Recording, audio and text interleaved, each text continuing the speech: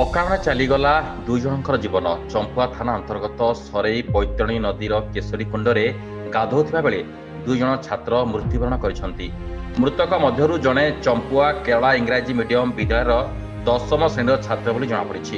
ଆଜି ଅପରାହ୍ନରେ 8 ଜଣ ସାଙ୍ଗ ସରେଇ ବୈତରଣୀ ନଦୀର କେଶରୀ କୁଣ୍ଡକୁ ଗାଧୋଇବାକୁ ଯାଇଥିବା ବେଳେ ନଦୀରେ ବୁଡ଼ିଥିବା ଜଣାପଡ଼ିଥିଲା। ଚମ୍ପୁଆରେ ଏକ ଘରୋଇ ମେସ୍ରେ ରହି ପାଠ ପଢ଼ୁଥିବା ଏ 8 ଜଣ ସାଙ୍ଗ ଗାଧୋଇବାକୁ ଯାଉଥିବା ବେଳେ ଏହି ଅଘଟଣଟି ଘଟିଛି।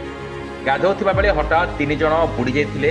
ତେବେ ଅନ୍ୟମାନେ ଜଣକୁ ଉଦ୍ଧାର କରିଥିବା ବେଳେ ଆଉ 2 ଜଣଙ୍କୁ ଉଦ୍ଧାର କରିପାରିନଥିଲେ। ତେବେ ମୃତକଙ୍କ ମଧ୍ୟରୁ ଜଣେ ଚମ୍ପୁଆ କେରଳା ଇଂରାଜୀ ମିଡିୟମ ବିଦ୍ୟାଳୟର 10ମ ଶ୍ରେଣୀ ଛାତ୍ର ନିତେଶ ପୋଦାର ବୋଲି ଜଣାପଡ଼ିଛି। ଅନ୍ୟ ଜଣେ ବଡ଼ବିଲର ପ୍ରୀତମ ମହାନ୍ତ।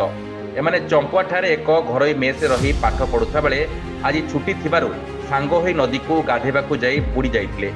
ପରେ ଏମାନଙ୍କୁ ଚମ୍ପୁଆ ଡାକ୍ତରଖାନା ଅଣାଯାଇଥିଲା। ଖବର ପାଇ ନିତେଶଙ୍କ ପରିବାର ଲୋକ ଡାକ୍ତରଖାନାରେ ପହଞ୍ଚିଥିବା ବେଳେ ଡାକ୍ତରଖାନା ପରିସରରେ ଶୋକାକୁଳ ପରିବେଶ ସୃଷ୍ଟି ହୋଇଛି।